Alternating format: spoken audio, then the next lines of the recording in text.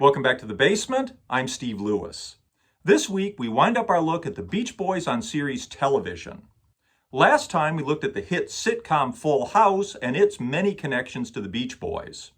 And I may have mentioned that one of the things that I like about Full House is that it usually didn't try to impart heavy-handed moral messages.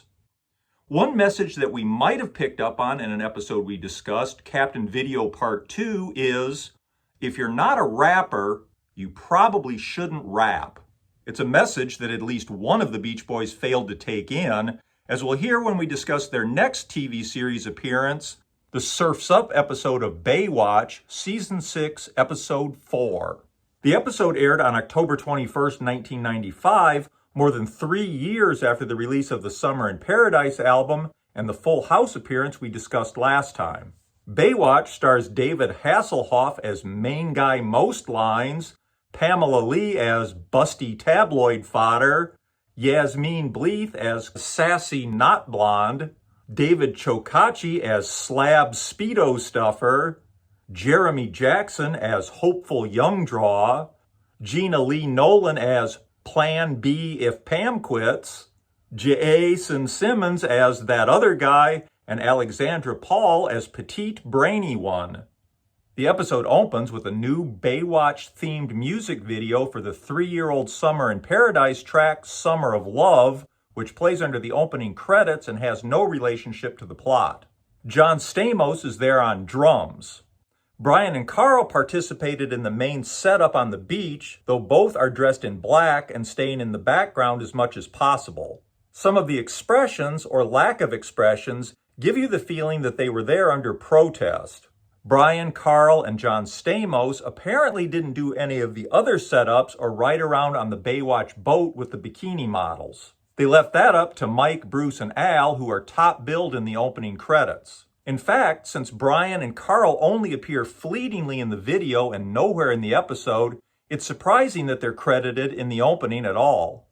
I'll leave a major review of the song for when I finally tackle the Summer in Paradise album. Suffice to say, I'm unimpressed that Mike only gets as far as the second line before using the word excitations. Of course, that's only the beginning of references to earlier, far superior Beach Boys songs, and he gets in some pandering by mentioning Baywatch in the lyrics. It got the song included on the Baywatch soundtrack CD released in 1994. It otherwise features mostly vocal performances from members of the Baywatch cast, primarily David Hasselhoff. It was released as a promotional single and as a cassette single in 1995 to tie in with the Beach Boys' appearance on Baywatch. The song sounds vaguely derived from Love Shack by the B-52s, and I can't help thinking that Mike is trying to be clever by using references to love, like the embarrassing, "It's a love thing," that could be a reference to the emotion or to his own last name. Mike was hardly the only established rock star who felt compelled to try rapping in the 90s, and he's far from the worst that I've heard, though I really don't want to hear him do it at all. I will say that the first part of the choruses that begin with "Girls are always ready for a summer of love" is melodically catchy and could have been the basis for something really enjoyable. This isn't it. Even 3 years after we first heard it, I think Brian's expression sums it up. Following the video and the commercial break as our story opens, Stephanie informs David Hasselhoff's Mitch that she's worried about the bacteria levels at Diablo Cove. She tells Mitch that she sent Cody and Neely to collect a water sample. Naturally, there's also some soap opera romance stuff that I'll skip. At Diablo Cove, Neely tells Cody about her first crush, which was on a lifeguard. This leads to a flashback set to the Beach Boys' original recording of Surfer Girl. I don't want to read too much into it, but the fact that she's like 9 and ogling a strange adult man who then abandons his post to frolic on the beach, teach her surfing, and walk hand in hand with her is more than a little bizarre. Cody and Neely collect their water sample and warn a couple of smart-alecky surfer kids that the water might not be safe. They say they don't care if the water is grungy because those are epic swells. That night, at a meeting of the Surfrider Foundation, Mitch brings out a record crate containing, he says, every surf album ever recorded. Young Hobie has never heard of Dick Dale and the Deltones. He says the only surf group he's heard of is the Beach Boys, and those guys kick. As we know from part 1 of this series, T.J. Hooker used to surf with the Beach Boys. It turns out they were also friends of Mitch's older brother, Buzzy. Mitch says when he was 8, he and Buzzy went to Hawthorne, where Mike Love had Mitch sing with them while they practiced Don't Worry Baby for a Battle of the Bands contest. Stephanie says her ex-husband was a Beach Boys fanatic, and Don't Worry Baby was their song. While cutting away for some product placement, she says they even went to a Beach Boys concert on their first date. With that, the meeting of the Surfrider Foundation gets underway, and they quickly decide to stage a protest to highlight poor water conditions at Diablo Cove. During the protest, the smart aleck kids turn up again and again ignore warnings that the water isn't safe. Of course, the beach seems to be open, and there are dozens of extras in the background that nobody seems worried about keeping out of the water. And who should Stephanie run into standing around the beach in a gas mask as part of the protest? But her ex-husband, Beach Boys fanatic, Billy. Elsewhere, Cody from Fort Wayne, Indiana, tells Neely that he just had to come to California to see if they really had the cutest girls in the world. This leads to a Cody fantasy sequence about a lot of bikini models dancing around to the Beach Boys' original recording of California Girls. It was obviously put together by somebody very familiar with David Lee Roth's 1985 video for the song. Cody fades back to consciousness when Neely realizes that the smart aleck kids are in trouble in the surf. After rescuing them, they realize the boys had been overcome with nausea and broken out in a rash due to bacteria in the water. Mitch meets with an official about doing something about the storm drain into Diablo Cove. She tells him that the problem isn't the storm drain, they just don't have the money to divert the runoff to a sewage treatment plant. Mitch hits on the idea of holding a fundraiser on the pier, and he knows just who he can ask to play a live concert. Cut to Mitch appearing unannounced at Mike Love's palatial oceanside estate. Mike answers the door. Mitch introduces himself and says he needs a favor. Of course, Mike immediately invites him in and shows him around back, where Bruce, Al, and some unidentified women are hanging around. Mike suddenly tumbles to the fact that Mitch is Buzzy Buchanan's little brother. Mitch makes his pitch about them doing a benefit concert to build a pipeline to divert the storm drain polluting Diablo Cove. Bruce says he used to surf there all the time. Once again displaying the generosity that he always showed on Full House, Bruce tells Mitch to count them in. Mike tells him that they've been working on a song that would be perfect for the concert. It's called Summer in Paradise. The three of them perform a short snippet with Al on acoustic guitar. Mike manages to jam references to Fun, Fun, Fun, Help Me Rhonda, Barbara Ann, and America's Band into the very first verse of this song, which of course is another one with summer in the title. Again, we'll talk more about it when we discuss Summer in Paradise sometime.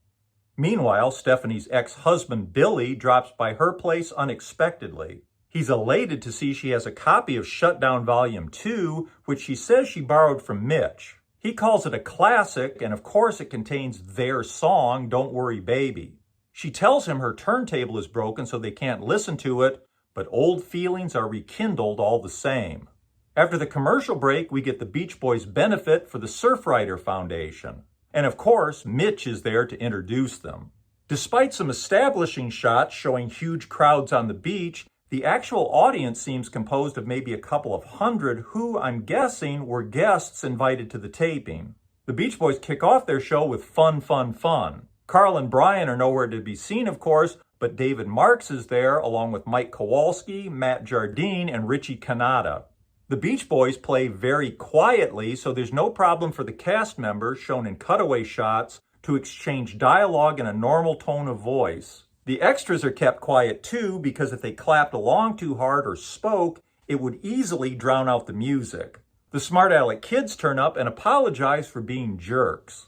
Bruce introduces a new song that he says deals with what happened to the environment and how it each takes special care of what we once took for granted.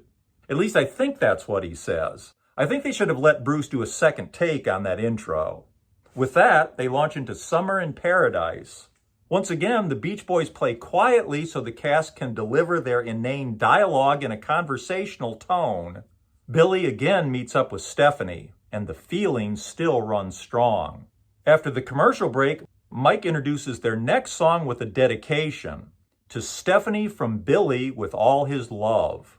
Of course, it's Don't Worry Baby, leaving Stephanie moved to tears and wondering if maybe there's a future with Billy after all.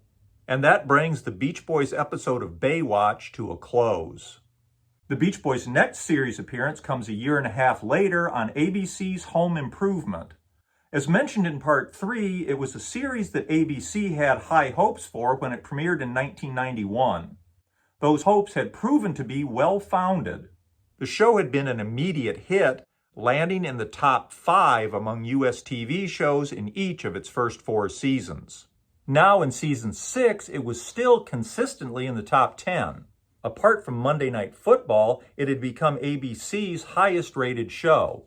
The Beach Boys appear in Season 6, Episode 14, Karate Kid Returns, which aired on January 14, 1997. Unlike the other appearances we've discussed, the group don't figure in the plot at all. In the pre-credits opening sequence, Tim's neighbor and advisor, who's named Wilson, and whose face is always obscured on the show, is grilling veggie burgers for his cousins and their friends. He tells Tim they're in town on business. The cousins come into the backyard, and Wilson introduces Mike Love and Carl Wilson. Of course, Tim recognizes them as the Beach Boys. Wilson says he never mentions the relationship because he'll get requests for autographs and concert tickets. They're soon joined by Bruce, Al, and Matt Jardine. Tim begins to request something which they anticipate by launching into an a cappella snippet of Surfer Girl. Tim interrupts, saying he likes that song, but would rather hear one of their car songs like Little GTO. Mike tells him it's not their song. Tim then suggests Little Old Lady from Pasadena. Bruce lets him know that was Jan and Dean. Then he asks for Hey Little Cobra, which Al informs him was the Ripcords. Tim says the only other one he knows is Little Deuce Coupe, but he knows they didn't do that. Carl tells him they did, and Tim says it's a great song. Wilson says it would have been better if they had used his lyrics, setting up something for later. Tim promises to show them his 46 Ford Hot Rod with 3 carburetors if they'll sing it for him, and the group launch into an a cappella Little Deuce Coupe, leading straight into the opening credits. I'll skip summarizing the episode since the group isn't part of it. There's a brief reference to the Beach Boys when Tim brings his sidekick, Al Borland, an autographed photo of the Beach Boys for Al's mother. On the show, it's used as a jumping-off point for a bunch of "Your Mama's So Fat" jokes. Mike appears momentarily after the second act, asking Wilson if he can play his cool flute. Wilson tells Mike to keep his hands off of his shakuhachi. Wilson admits to Tim that he's resentful that the Beach Boys never let him write any lyrics for them. After some discussion, Tim basically advises that everyone should stay in their own lane of expertise. In the next scene, he tells his son Randy that he helped Wilson patch up his relationship with the Beach Boys. It's the only other reference to the Beach Boys in the show itself. As the ending credits commence, the Beach Boys are taking photos with Wilson in the backyard. Tim's wife Jill appears at the fence and asks if she can sing Barbara Ann with them.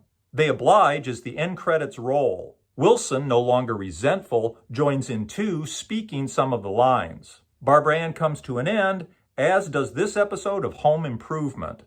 At the time, the Beach Boys' most recent release was Stars and Stripes Volume 1, which came out on August 19, 1996, and was 5 months old when the episode aired. The group really had nothing to promote except themselves, and for their vocal performances, they stuck to the oldies.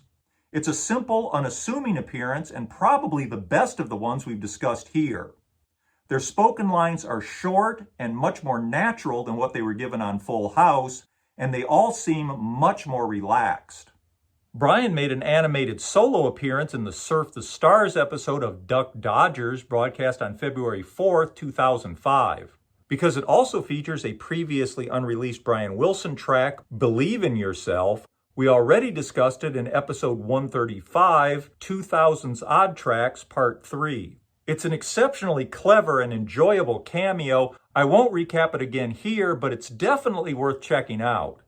In comments on episode 256, The Beach Boys on Series TV Part 2, viewer Meatwood Flack let me know about another appearance that I wasn't aware of when I started this series. Released on July 15, 2016, Jardine appeared in the Adult Swim web series Decker, a broad crime spoof created by comedian and Beach Boys fan Tim Heidecker. In Season 4, Episode 4, The Global Hoax, Al appears as Dr. Richards, a climate advisor to the president, played by Joe Estevez. Dr. Richards is pushing for renewable energy, which raises the suspicions of Decker.